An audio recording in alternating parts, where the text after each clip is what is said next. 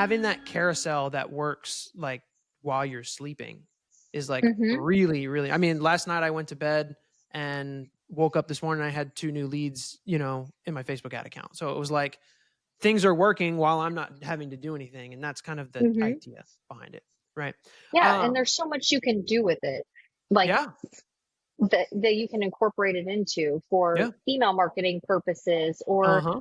digital product purposes, Yep. or there's just so many different ways that you can include it. I include a lot of it within my different email marketing series that I have. Yep. People opt in for a free download. Okay, great. Here's the free download and lead magnet. Here's a video explaining the why behind the creation of this or Yeah. whatever it might be. Yeah. That's just a Yeah. good example of using it in multiple places. And back to the events thing, I did want to touch on that. Like, I feel like bringing in someone or making sure that content is recorded when you are at those in-person events, if you're speaking Yep. and whatnot, is also super valuable. You and I have done that before. There's 100%. value in it too. Yeah. I mean, and again, content in general is the reason why I started this podcast, right? It was like, Mm-hmm. how can I make more content with the limited time that I have and I would say limited resources. I'm counting time as my overall resource, right? But how Mm-hmm. can I do the most? How can I have deep, meaningful, impactful content, right? And I think podcasting is relatively one of the easiest ways to be able to do that, because people can get to know me on a weekly basis, different mindset stuff. They can get to know people within Yep. my ecosystem as well, and people that will Mm-hmm. just echo a lot of the same things that I teach, preach, and believe.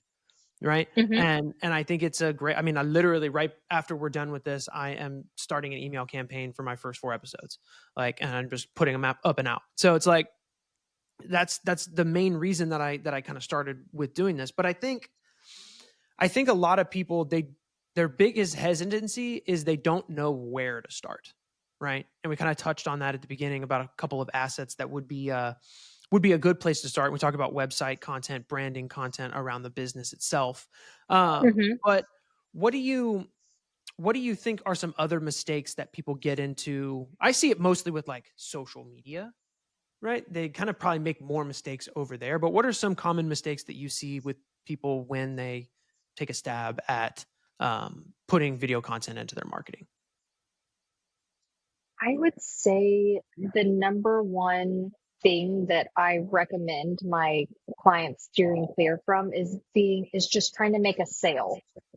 Okay. So really taking the approach of educate, resonate, and entertain your target audience, right? Yeah.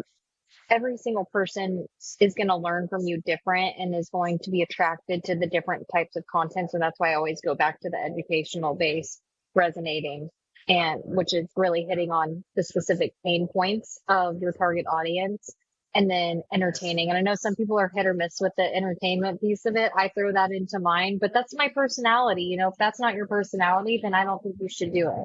That's just a part of my personality. So I would say just getting too salesy in it. Like, you really want to explain to your target audience the why behind needing what you have to offer, or essentially the problem that you're solving for them. That's really the two biggest things that individuals or prospects should get out of your content. Yeah. And another thing with social media is the other piece is expecting it to be a lead generation tool from day one. Yeah. That is the one thing.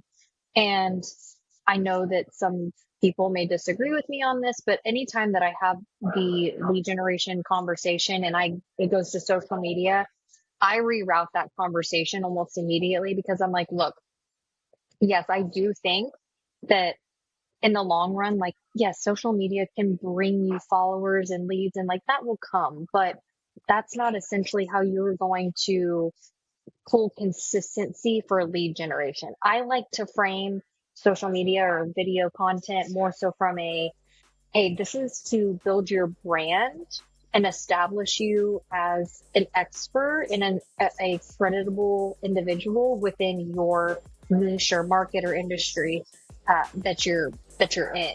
Yeah.